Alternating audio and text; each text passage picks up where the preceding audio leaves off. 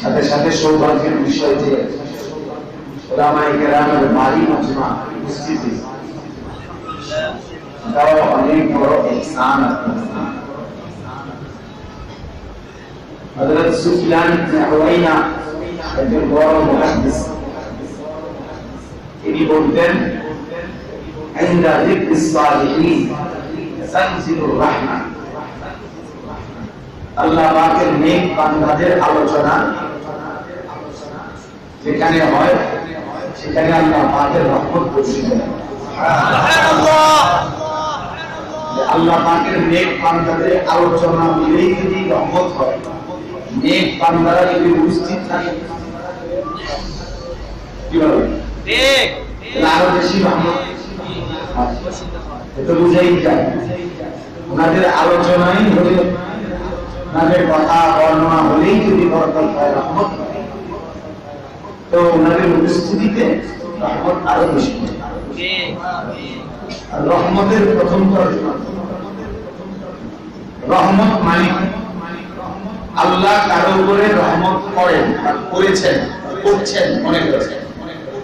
যে কোন রহমতের প্রথম অর্থ হলো তাওফীকুত তাআ, ইবাদতের তৌফিক। যার উপরে আল্লাহ রহমত করেন তার মানে তাকে আল্লাহ তাআলা ইবাদতের তৌফিক, সুবহানাল্লাহ, আমলের তৌফিক কারো উপরে, এটাই হলো সবচেয়ে বড় রহমত। যে আমাকে আল্লাহ তাআলা বন্দেগী করার তৌফিক দিয়েছেন।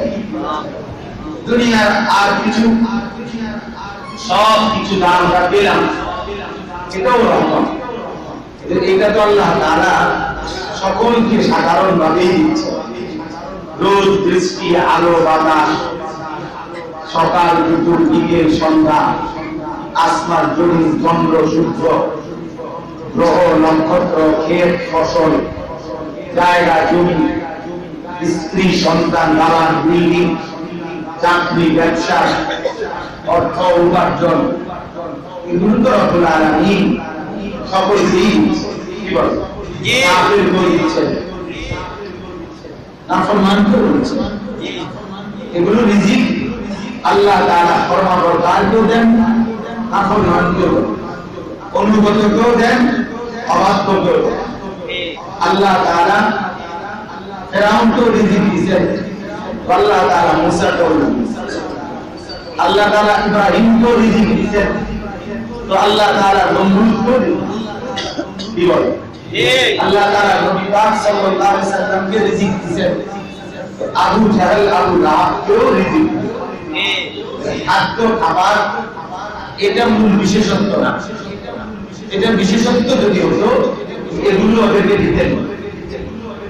সেজদা আল্লাহ তাআলা ইব্রাহিমকে দিয়েছেন, নমরুদকে দিয়েছেন। সেজদার তৌফিক আল্লাহ মুসা নবীকে দিয়েছেন, ফিরআউনকে দিয়েছেন। সেজদার তৌফিক, আল্লাহকে ডাকার তৌফিক আল্লাহ তাআলা নবী পাক সাল্লাল্লাহু আলাইহি সাল্লামকে দিয়েছেন, আবু জাহেল, আবু লাহাবকে দেন। তাহলে আলাদা মর্যাদা, আলাদা বিশেষত্ব কি? ইবাদত। কি বলে?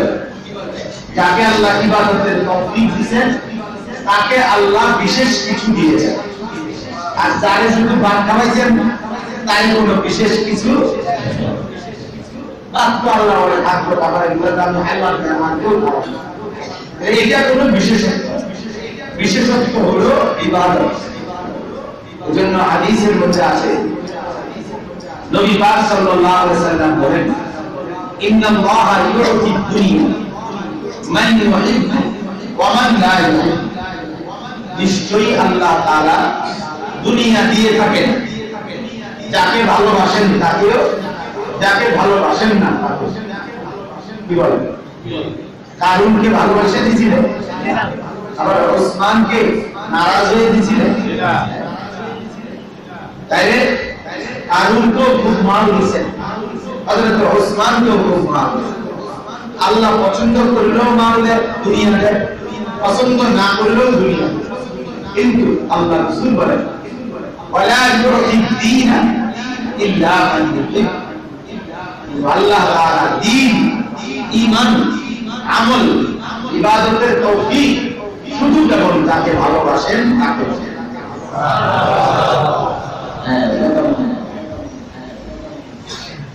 শুধু ভালোবাসেন যাকে তাকেই দিয়ে বাকিদেরকে দেন।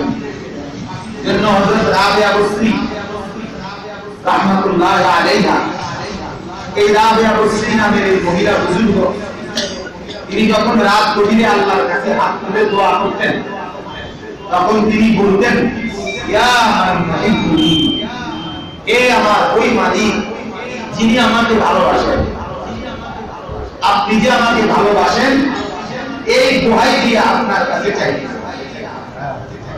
তো ওই রাবিয়া বসরির মনিব ছিল, ওই রাবিয়া বসরি দাসী ছিল, বাঁধি ছিল না।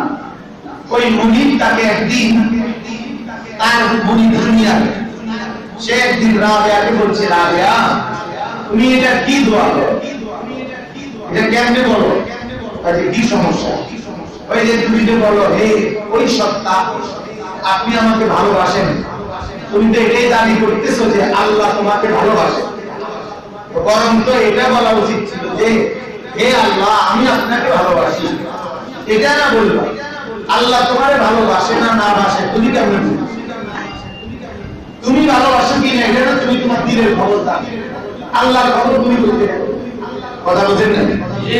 তখন রাবিয়া বসরি বললেন, মনিব নিঃসন্দেহে আমি যা বলি বুঝে শুনেই বলি। কিভাবে? যখনই আল্লাহ তাআলা আমাকে নামাজ পড়ার তৌফিক দেন, সিজদা করার তৌফিক দেন, জিকির করার তৌফিক দেন, তেলাওয়াত করার তৌফিক দেন, তখনই আমি বুঝি আমার আল্লাহ ভালোবাসে বলেই আমাকে এগুলো তৌফিক দেন। কারণ উনি তো বলছেন যাকে আল্লাহ ভালোবাসেন তাকে আল্লাহ দ্বীনের পথে চলার তৌফিক দেন। এই জন্য আমি বলি যে হে আমার ওই মালিক যিনি আমাকে ভালোবাসেন। তাই কি বোঝা গেল? সিজদার মধ্যে আল্লাহর ভালোবাসা, বন্দেগীর মধ্যে আল্লাহর ভালোবাসা, ইবাদতের মধ্যে আল্লাহর ভালোবাসা। এজন্য বিশ্ববিখ্যাত বুজুর্গ হাসান বসরি রাহমাতুল্লাহ আলাইহি তিনি বলতেন, আমি যখন নামাজ পড়ি, আমি যখন রুকু সিজদা করি, আমি যখন জিকির তেলাওয়াত করি, আল্লাহর কসম আমার তখন দিল এই কথা মনে হয় খুশি খুশি লাগে, এই মুহূর্তে কমপক্ষে আল্লাহ আমাকে ভালোবাসে। এর আগে কি হয়েছে না হয়েছে এটা পরে ভালোবাসবে না না বাসবে এখন আমি বুঝছি, এখন আমার ভালোবাসতে তাই আমি কেমনি চেষ্টা করি। এজন্য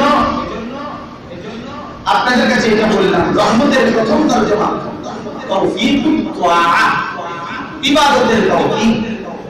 যাকে আল্লাহ তাআলা রহমত দেন তাকে আল্লাহ তাআলা তার ইবাদতের তৌফিক।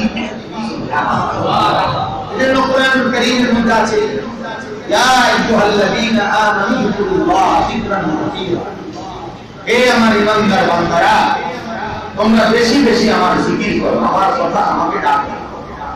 ওয়াসাব্বিহুহু বুকরাতাও ওয়া আসীরা, এবং সকাল সন্ধ্যায় আমার তাসবিহ করো। বিনিময়ে কি হবে?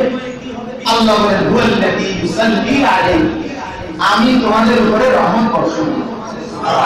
তার মানে তুমি জিকির করলে, তুমি তাসবিহ করলে, আমি আল্লাহ তোমার ইবাদতের যোগ্যতা আরো বাড়িয়ে দেব, তোমাকে ইবাদতের তৌফিক।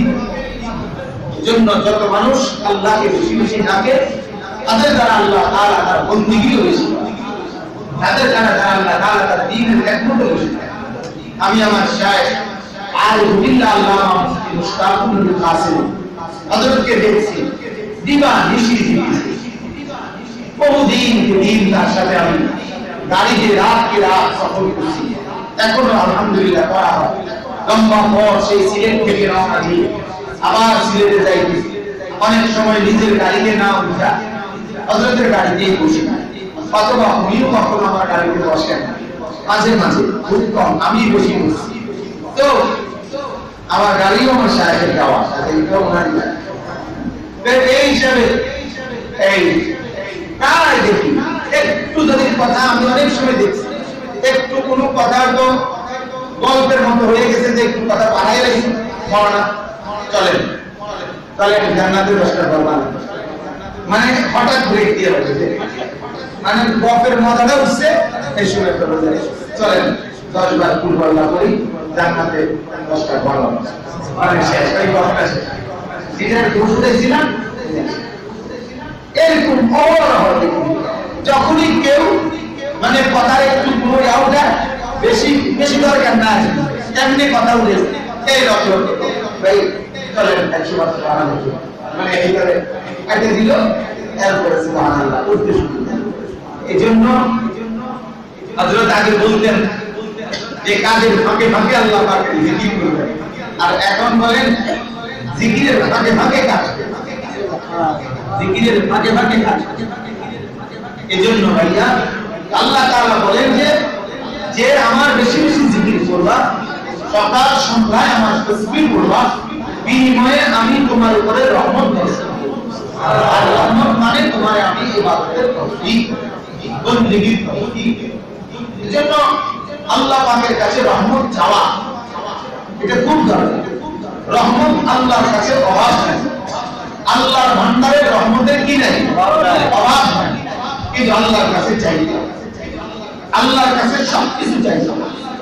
আল্লাহ রাসূল সাল্লাল্লাহু আলাইহি ওয়াসাল্লাম বলেন, হযরত আব্দুল্লাহ ইবনে আব্বাস, ইয়া বুনাইয়া যা সালতা ফাসআলনি, যা চাইবা আল্লাহর কাছে, ওয়া ইযা ইসতাআনতা ফাসতাইন বিল্লাহ, যত রকমের সাহায্য দরকার আল্লাহর কাছে। আল্লাহ রাসূল বলেছে তোমার স্যান্ডেলের ফিতা শিরাকা না নেই, তোমার স্যান্ডেলের ফিতা ছিঁড়ে গেছে, আর দুনিয়ার কেউ বলার আগে আল্লাহকে বলো, আল্লাহ আমার স্যান্ডেলের ফিতা ছিঁড়ে গেছে, আপনি সহজ করে দেন, আপনি আসান করে ব্যবস্থা করুন। আল্লাহকে বলো, আগে আল্লাহকে বলো, আল্লাহকে। হাদিসের কুদসির মধ্যে আছে আল্লাহ পাক রব্বুল আলামিন বলেন, ইয়া ইবাদি, এই হাদিস কয়েকটা বাক্য একটু শুনেন মনে, ইয়া ইবাদি, আল্লাহ বলেন হে আমার বান্দা, কুল্লুকুম দাল্লুন ইল্লা মান হাদাইতু, তোমরা সবাই পথহারা, তোমরা সব গোমরাহ, পথ প্রাপ্ত হেদায়েত ওয়ালা একমাত্র সে আমি আল্লাহ যাকে হেদায়েত দেই। কে হেদায়েত দেয় বলেন? আল্লাহ বলেন ফাস্তাহদুনি আহদি, অতএব তোমরা আমার কাছে হেদায়েত চাও, আমি হেদায়েত দেব। তাহলে হেদায়েত কার কাছে চাইতে হবে? এরপরে আল্লাহ বলে শুনেন, ইয়া ইবাদি কুল্লুকুম জাইউন ইল্লা মান আত'আমতু, হে আমার বান্দারা তোমরা সব ক্ষুধার্ত, কেবল একমাত্র আমি যাকে খাওয়াই সে ছাড়া। প্রতিটা লোকমা আপনার মুখের ভেতরে যায় আল্লাহর কসম, আল্লাহ তাআলার অনুমতি, আল্লাহর অনুমতি। হাজারো লাখো মানুষ আছে যাদেরকে কোটি কোটি টাকা আছে, কিন্তু এই পরিমাণ রোগ আর এই পরিমাণ ডাক্তারের প্রেসক্রিপশন যে আপনি এই কিছুই খাবেন না, কিছুই খাবেন না, তাই খাবারের এক এক লোকমা ভিতরে নেওয়ার তৌফিক কে দেয়? আল্লাহ। আল্লাহ কোরআনে বলেছেন, ফালিয়াবুদু রাব্ব হাযাল বাইত আল্লাযী আত'আমাহুম মিন জুর। আল্লাহ বলেন তোমরা এই ঘরের মালিকের বندگی করো, মানে কাবা ঘরের মালিক। কাবা ঘরের মালিক কে? আল্লাহ। কেন করবা জানো? শুধু জান্নাত পাইবে এটা না, বরং এই কারণেও করবা, জান্নাতের আশাও তো ঠিক আছে, কিন্তু এজন্যও করবা আল্লাযী আত'আমাহুম মিন জুর, যেহেতু আল্লাহ তোমাদেরকে ক্ষুধার মুহূর্তে খাবার খাওয়ান, তাই প্রতিটা ক্ষুধার্ত মানুষকে খাবার খাওয়ায় কে? আল্লাহ তৌফিক না দিলে মুখের থেকে ভূমি করে পড়ে যাবে, আল্লাহ তৌফিক না দিলে ভেতরে যাবে না। এক সামান্য কাঁটা একটু এলোমেলো হয়ে আর খাওয়া বন্ধ হয়ে যাবে। আমি 4 মাস একবার আপনার একটা কাঁটা লাগছিল এক বয়ানে খানা খাইতে গিয়া, এরপরে 4 মাস এই কাঁটার কারণে গলায় কষ্ট হয়েছে, বহুত কষ্টে খানা, 4 মাসেরও বেশি সময় পরে গিয়ে যায় স্বাভাবিক মাটি দিয়েছে। খাবার খাইতে গিয়ে যাবে ছোট্ট একটা পাথর আপনার মাড়ির দাঁতের মধ্যে কামড় দিচ্ছে, মাড়ির দাঁত ভেঙে দিচ্ছে। আমরা শুধু যাই মাকে না, মাড়ির নাম করে না। আল্লাহ তাআলা বলেন, ইয়া ইবাদি কুল্লুকুম জাইউন ইল্লা মান আত'আম। হে আমার বান্দারা, তোমরা সব ক্ষুধার্ত, কেবল আমি যাকে খাওয়াই সে ছাড়া। ফাস্তাতআমুনি, অতএব আহার, খাবার, খাদ্য আমার কাছে চাও। আত'আমুকুম, আমি তোমাদেরকে খাবার দেব। তাহলে খাদ্য খাবারও কার কাছে চাইতে হবে? এরপরে আল্লাহ বলেন, ইয়া ইবাদি কুল্লুকুম আরুন। হে আমার বান্দারা, তোমরা সব বিবস্ত্র, পোশাক ছাড়া। ইল্লা মান কাসাউতুহু, কেবল আমি আল্লাহ যাকে পোশাক পরাই সে ছাড়া, সে ছাড়া। বলে কেমনে? আমার পোশাক, আমার জামা কাপড় আমি পরি, এটা সুস্পষ্ট প্রমাণ হলো ওই যে পাগল, ওই পাগল লোকটা পোশাক পরে না। কথা বলেন না? ওই পাগল লোকটা এলোমেলো এরকম কেন? রব্বুল আলামিন পোশাক পরবার জন্য, নিজের সতর রাখবার জন্য, জেহেনে বিবেকের যেই অংশটা সঠিক রাখলে লোকটা পোশাক পরত, বিবেকের ওই অংশটা, জেহেনের ব্রেনের ওই অংশটা তার নাই, এই জন্য সে কি বিবস্ত্র। তার মানে তার পোশাক নাই এটা না, তার সেই অনুভূতিটা আল্লাহ তাআলা কি সরায়। আল্লাহ তাআলা যদি এটা সরায় না দিতেন, তাইলে ওই লোকটাও পোশাক পরত।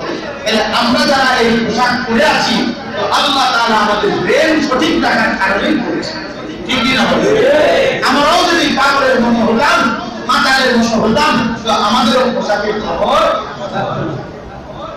এজন্য আল্লাহ বলেন, তোমরা সব বিবস্ত্র, কেবল আমি যাকে পোশাক দিলাম কাসাউতু ফাস্তাকসুনি।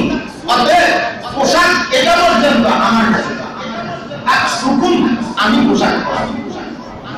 এরপরে আল্লাহ বলেন, ইয়া ইবাদি ইন্নাকুম তাদনাবুনা বিল-লাইলি ওয়ান-নাহার। আল্লাহ বলেন, আমার বান্দারা, তোমরা গুনাহ করে থাকো, রাতেও দিনেও, রাতেও গুনাহ করো, দিনেও গুনাহ করো। ফাস্তাগফিরুনি, তোমরা আমার কাছে যখনই গুনাহ হয় তখনই মাফ চাও। আগফিরুয যুনুবা জামিআ, আমি সব গুনাহ মাফ করি। রাতেরটা রাতেই মাফ করি, দিনেরটা দিনেই মাফ করি। আমার অফিস বন্ধ হয় না, আমার কর্মস্থল বন্ধ হয় না, আমি আল্লাহর কোন শুক্রবার শনিবার নাই, আমার কোন সরকারি বেসরকারি ছুটি নাই, আমার কোন ক্লান্তি নাই, আমার কোন বিরক্তি নাই, আমার কোন আহার নাই, আমার কোন নিদ্রা নাই, আমার কোন তন্দ্রা নাই। লা তাখুযুহু সিনাতুন ওয়ালা নাওম। আল্লাহ বলেন, আমি ঘুমাই না, আমি তন্দ্রাও যাই না। ওয়া মা মাসসানা মিন লুগুব, আমার কোন ক্লান্তি স্পর্শ করে না।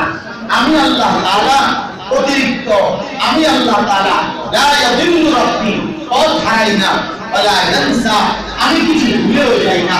আমি আল্লাহ আল হাইয়ুল কাইয়ুম, আমি সর্বদাই আছি, সর্বদাই থাকব। আল্লাযী লা ইয়ামুতু আবাদা। হাই কাকে বলে? আল্লাহ বলেন লা ইয়ামুতু আবাদা, যে কখনোই মরবে না, তারে বলে কি হাই। আমরা জীবিত না, কিসের আমরা জীবিত? মানে আমাদের প্রতি সেকেন্ডের সাথে মৃত্যু আমাদের সাথে আছে, ঠিক কি না? বলে এক সেকেন্ডের ব্যবধানে আমরা নাই, আমরা রব্বুল আলামিন বলেন, কায়নাত পুরাটা যখন শেষ হবে তখন আমি থাকব। ইসরাফিলের পুঁজির সবচেয়ে শেষে থাকবে আল্লাহ। বলেন না, কে থাকবে? আল্লাহ। তাই বলেন আল্লাযী লা ইয়ামুতু আবাদা, যে কখনোই মরবে না। তাইলে বুঝা গেল, আল্লাহ বলেন, তাইলে আমার বান্দারা রাতে দিনের গুনাহ যখন হয়ে যায় তখনই মাফ চাও, আমি তোমাদের সব গুনাহ মাফ করে দেব। এরপরে শেষ, এই হাদিসের শেষ লাইন, আল্লাহ বলেন, ইয়া ইবাদি, হে আমার বান্দারা, লাউ আন্না আউওয়ালাকুম ওয়া আখিরাকুম, তোমাদের শুরুতে যত লোক গেছে তারা, তোমাদের পরে কিয়ামত পর্যন্ত যারা আসবে তারা, ইনসাকুম ওয়া জিন্নাকুম, তোমাদের যত জিন সব, যত মানুষ সব, যত মানুষ সবাই, যত জিন সবাই, এই রানী না আগের যারা তারাও সমস্ত জিন আর ইনসান আল্লাহ বলেন কানু আলা সাইদিন ওয়াহিদিন, যদি একটি সমতল ভূমিতে সমতল একটি জমিনে একত্র হয়, ফাসাআলুনি, অতঃপর আমার কাছে যার যা দরকার তা চায়। এখানে যদি শুধু আমরা যারা বসছি এটার ভিতরে এই এখন সবাই যদি বলে যে আমরা প্রত্যেকে 2 মিনিট যার যার মতো করে কিছু কথা বল, মাহবুব সাহেবের লিখে নিত, মাহবুব সাহেবের 14 গুষ্টি লিখতে, ঠিক কিনা করনা পারবো কিছু বুঝবো না, একটা লাইন বুঝবো না, এই কাবজাব শুনে কিছু বুঝবো না, কি লিখবো আমি কিছু বুঝবো, আপনারা কিছু বুঝবেন। তাহলে আমরা এই কয়টা মানুষ যদি একসাথে কাবজাব শুরু করি তাহলে আমরা কথা বলতে পারি না। যে কোনো সময় আমরা ওয়াইস কথা বলতে গেলে পরিচালক বারবার বলে সবাই চুপ করেন, সবাই চুপ করেন, তাহলে হুজুরের কথা বলতে পারবো, ঠিক কি না বলেন? তাই আল্লাহ তাআলা বলেন ফাসআলুনি, সবাই যদি ওই মাঝে আমার কাছে চায় যার যার জরুরত, ফাআতাইতু কুল্লা ওয়াহিদিন মাসআলাতা, আল্লাহ বলেন আমি প্রত্যেকের প্রয়োজন ওইখানে রাইখাই দিয়ে দেব। আল্লাহ যদি বলেন আপনি বুঝবেন কেন, যেমন তো বড় কথা বুঝবেনই কোথায়, আল্লাহ পাক বলেন লা ইউখালিফু শাইউন, আল্লাহর জন্য বুঝতে কোন কথা একটা আরেকটার সাথে গলত মলত মিশ্রণ হয় না। সুবহানাল্লাহ। আল্লাহ বাংলাও বোঝে, ইংরেজিও বোঝে, আল্লাহ পৃথিবীর সব ভাষা বোঝে, আল্লাহ চিটাঙ্গের কথা বোঝে, সিলেটের কথা বোঝে, আল্লাহ নোয়াখালীর কথা বোঝে, রামগঞ্জের কথা বোঝে, আমরা কুমিল্লার কথা বোঝে। আমরা সিলেটের কথা বুঝতে গেলে মানতে যাই অনেক সময় প্রবাসী দেখতে হয়, মানে সিলেটি আমাদের যে পরিচিত দোস্ত তারা বুঝাই দিতে হয় যে এইটা বুঝছেন না, তাইলে বুঝা গেল আল্লাহ পাক রব্বুল আলামিন বলেন আমি সকলকে তাদের প্রয়োজন মিটিয়ে দেব। এরপরে আল্লাহ বলেন এই সবাইকে এক জায়গায় সকল জরুরত দিয়ে দিতে গিয়ে মা নাকাসা যালিকা মিম্মা ইনদি, এতে আমার ভান্ডার থেকে কিছুই কমবে না। বাহ বাহ। এখন আপনি যদি বলেন আল্লাহ এর কিচ্ছু কমবে না, এর মোটেও না, আল্লাহ বলে যে আরে এটা বাজারে আচ্ছা ভাই ভাই শোনো, আমার একটা উদাহরণ দেই। আল্লাহ বলেন ইন্না কামা ইয়ানকুসুল লিহিয়াতু ইদা উদখিলাল বাহর, আল্লাহ পাক বলেন একটি বিশাল সাগরের মধ্যে যদি একটা সুই, লিহিয়াত ইসমে আলা, হ্যাঁ, যদি একটি সুই একটি বিশাল সাগরের মধ্যে ডুবানো হয়, এরপরে আলো দিয়ে সুইয়ের আগার মধ্যে যে দুধ পানি রাখবে, এতে করে সমুদ্রের জাহাজগুলি বন্ধ হয়ে যাবে না, ঢেউ বন্ধ হয়ে যাবে না, পানি ফেলেছে না, সুইয়ের আগার পানি কমে গেছে না, কিছু পানি, এই পানিতে সমুদ্রের কিছু হবে না, সমুদ্রের টের পাবে। আমরা একবার কিতাবের কথা বলি, কিতাবে পড়ছি আমরা এক সাগরের পারে, নদীর পারে দাঁড়াইয়া এক জুনুবি, মানে যার উপরে গোসল ফরজ, সে দাঁড়ায় রয়েছে। তো মানে একটা রূপক কথা, তো ওই নদী বা সাগর তাকে জিজ্ঞাসা করতেছে কি ব্যাপার, আসতেছ না কেন, ডুব দাও না কেন, লাভ দাও না কেন, পানিতে আসতেছ না কেন? তো সেই ফরজ গোসল যার উপরে সে বলতেছে হায় আমি নাপাক, আমি তো অপবিত্র, তুমি এই সাগরের পবিত্র পানি, তোমার কেমনে আমি নাপাক করি, এই জন্য আমার লজ্জা লাগতেছে, আল্লাহ খারাপ চিন্তা করি কি করবে। ওই সাগর বলে, ওই নদী বলে হায় তোমার মতো এরকম লাখ লাখ নাপাক যদি আমার মধ্যে আসে, আমি সবাইকে পাক করে দেই, আমি একটু নাপাক করি না। এক সাগরে যদি 1 লাখ মানুষও ফরজ গোসল করতে নামে, সাগরের পানি নাপাক হয়ে যাবে?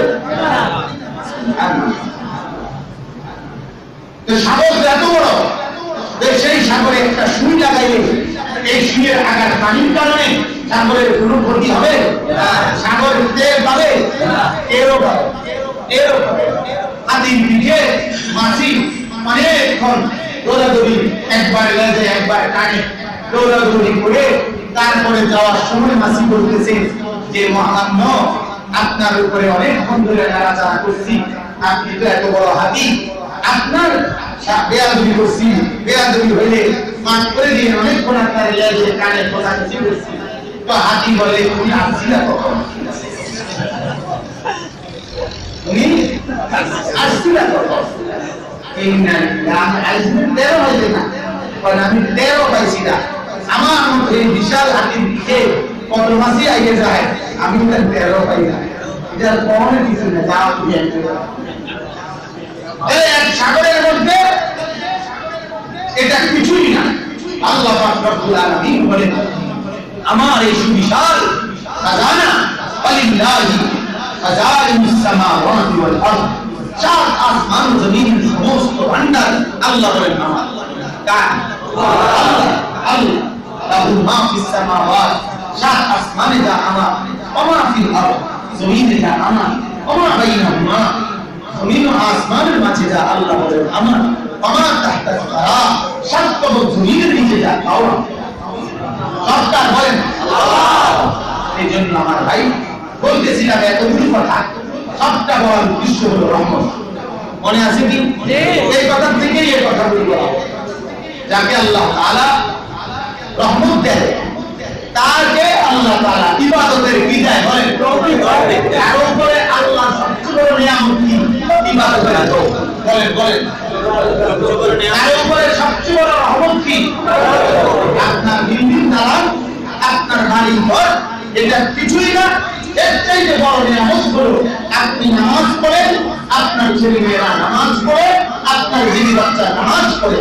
আল্লাহর কসম, কোন মুসলমান যদি দুনিয়াবাসীর কাছে কিছু বলতে হয় তো এটা বলি, বেড়াগিরি যদি দেখাইতে হয় এটা বলি, অহংকার যদি দূর করেন এটা করে করিয়ে এটা হল আমার বউ বাচ্চা সব নামাজ পড়ে এটা বলি। কথা বুঝেন না? এটা বলি, অন্য কিছু বলি। আপনার বেড়াগিরি একটা সাততলা বিল্ডিং করেছে না, বেড়াগিরি করতাম না, আপনি শুনছেন কি? কথা বলেন না কেন? কারণ কোরআনুল কারীমের মধ্যে বেড়া হওয়ার জন্য বিল্ডিং করতে বলে নাই। কথা বলেন না কেন? কোরআনুল কারীমে বেড়া হওয়ার জন্য জিকির করতে বলছে, নামাজ পড়তে বলছে। ইবনি কোরআন আয়াত বলে রিজালুন লা তুলহিহিম তিজারাতুন ওয়ালা বাইউন আন যিকরিল্লাহ ওয়া ইকামিস সালাহ ওয়া ইতাইজ যাকাত। আল্লাহ বলেন রিজালুন, তারাই বেটা, তারাই বেটা, তারাই পুরুষ, তারাই বেটা। আমার ভিতরে তো বেটা হই, বেটা হই, তারাই বেটা, তারাই পুরুষ, তারাই মানুষ। আল্লাহ বলে যাদের ব্যবসা এবং বেচা কিনা, যাদের কামাই রোজগারি আর উপার্জন, তাদেরকে জিকির ভুলায় না এবং 5 ওয়াক্ত নামাজ ভুলায় না। কি ভুলে গেল? আল্লাহ তাআলা বেটা হচ্ছে তারে যে নামাজ ভুলে না, যে জিকির ভুলে। তাই বেটা যদি নামাজ পড়ে, বেটা যদি তোমার বিবি বাচ্চা যেন নামাজ পড়ে, এটা হলো বেটা। আল্লাহ বলেন ইয়া আইয়ুহাল্লাযীনা আমানু লা তুলহিকুম আমওয়ালুকুম ওয়ালা আওলাদুকুম আন যিকরিল্লাহ। একই কথা। আল্লাহ বলেন হে ঈমানদার মুমিন, তোমার সম্পদ এবং তোমার সন্তানাদি, তোমার পরিবার পরিজন এবং তোমার উপার্জন কোনটাই যেন তোমাকে আল্লাহর জিকির ভুলিয়ে না দেয়। ওমান ইয়াফআল যালিকা, যে এটা করবে ফাউলাইকা হুমুল খাসিরুন। আল্লাহ বলে সে ক্ষতিগ্রস্তদের অন্তর্ভুক্ত। তাহলে সে কিসের অন্তর্ভুক্ত বলে? তাইলে যে নামাজ ছুটে যায়, জিকির ছুটে যায়, সে কি লাভবান না ক্ষতিগ্রস্ত? আমি ক্ষতিগ্রস্তদের কাতারে যেতে চাই। কথা বলেন না? আমরা ক্ষতিগ্রস্তদের কাতারে যেতে চাই না। এই জন্য সম্পদ আমাদের কম হোক অসুবিধা নাই, আমার দিন বাচ্চা নামাজ পড়ে, এটা হলো বড়। আমি অনেক সময় বলি আমার আব্বা আর্থিকভাবে, আমরা সাংসারিকভাবে দুর্বল ছিলাম, আর্থিকভাবে অভাবী ছিলাম। আমার আব্বা আমরা 5 ভাই 3 বোনের জন্য শহরে মৃত্যুর সময় মাত্র 8 শতক জায়গা ব্যবস্থা করে দিয়ে গেছেন।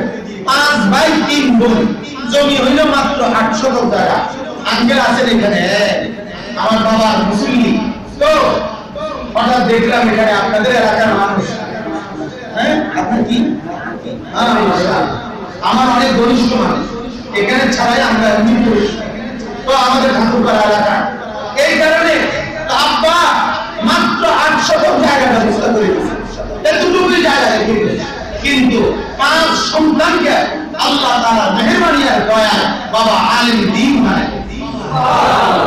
আমি মনে করি এটা বাবার সবচেয়ে বড় ফল, এটা বাবার সবচেয়ে বড় গর্ব। আমার শেখ আরিফ বিল্লাহ আল্লামা মুফতি মুশতাকুর নবী সাহেব হযরতরা ওনারা আল্লামা মুফতি মুশতাকুর নবী সাহেব ওনারা 10 ভাই, এক মার ঘরে 10 ভাই, 3 বোন 13 জন, 13 জনই এক মার ঘরে 10 ভাই 3 বোন, আল্লাহ সকল 13 জনই জীবিত আছে এখন আলহামদুলিল্লাহ হায়াতুত তাইয়্যিবা। এই 10 ভাই আলেম দ্বীন,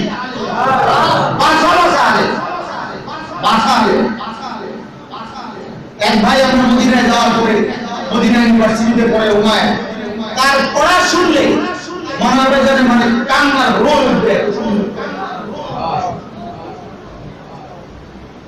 এই জন্য এক মানুষের জন্য, এক মুমিনের জন্য এটাই বড় রহমত আল্লাহ যে তার ঘরওয়ালারা নামাজ, কি বলেন, এটা বড় কি আল্লাহ পাকের সবচেয়ে বড় রহমত। রহমতের প্রথম অংশ হলো আল্লাহ ইবাদতের তৌফিক। এজন্য আমি বলতেছিলাম এটা ওই কথা থেকে, যেখানেই আল্লাহ পাকের প্রিয় বান্দাদের আলোচনা হয় সেখানে আল্লাহ তাআলার রহমত বর্ষিত হয়। বলেন আলহামদুলিল্লাহ।